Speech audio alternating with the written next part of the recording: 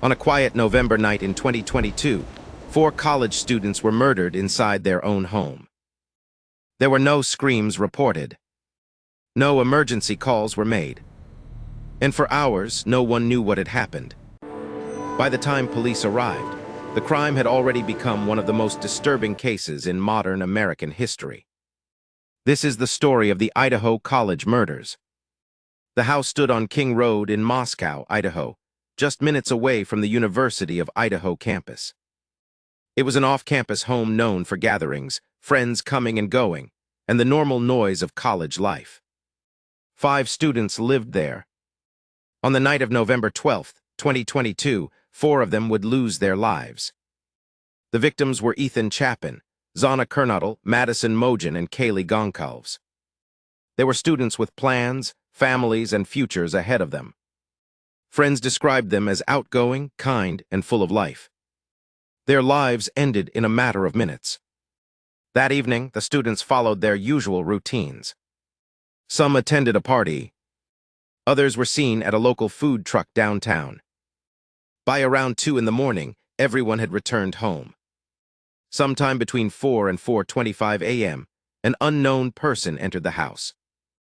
What happened next would remain unclear for weeks. Hours later, close to noon, surviving roommates noticed something was wrong.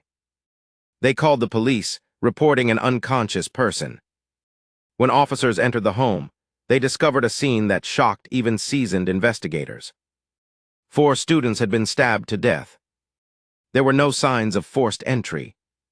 The attacker was already gone. Investigators determined the weapon used was a large fixed-blade knife. Some victims showed defensive wounds, suggesting they were awake and tried to fight back.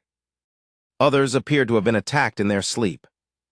The killer moved quietly, efficiently, and with apparent intent. As news spread, fear swept across Moscow. Parents rushed to bring their children home. Classes were moved online. Students avoided going out at night. Many feared a serial killer was on the loose. Police stated there was no ongoing threat to the public, but offered few details, which only increased anxiety. The investigation quickly expanded. The Idaho State Police and the FBI joined local authorities. Thousands of tips poured in from across the country. Investigators analyzed surveillance footage, phone data, and DNA evidence. They searched for vehicles seen near the house during the early morning hours. Weeks passed with no arrest. Public pressure grew. In late December 2022, police announced a breakthrough. A suspect was arrested in Pennsylvania. His name was Brian Koberger, a criminology graduate student studying criminal behavior. Authorities stated that DNA found at the crime scene matched his profile. They also alleged that his vehicle matched footage captured near the house, and that phone data placed him in the area multiple times. Koberger was charged with 4 counts of first-degree murder. He pleaded not guilty. Despite the arrest, many questions remain unanswered. Why was this house targeted? Why these 4 victims? How did the attacker enter and leave without being noticed? Why were 2 roommates left unharmed? Much of the evidence remains sealed due to the ongoing legal process. As details emerged slowly, speculation exploded online.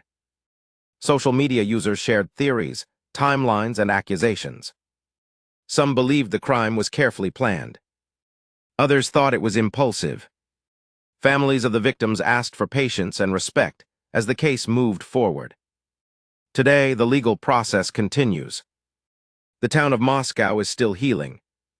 Families continue to wait for justice. And the nation watches closely as the truth unfolds, piece by piece. 4 young lives were taken in one night. The answers may take years to fully emerge. But the impact of this crime will never be forgotten. What do you believe really happened that night in Idaho? If you'd like to see more true crime cases explored in detail, or if there's a case you want us to cover next, let us know in the comments below. And if you found this video informative, please like, subscribe, and share to support the Unsolved Room.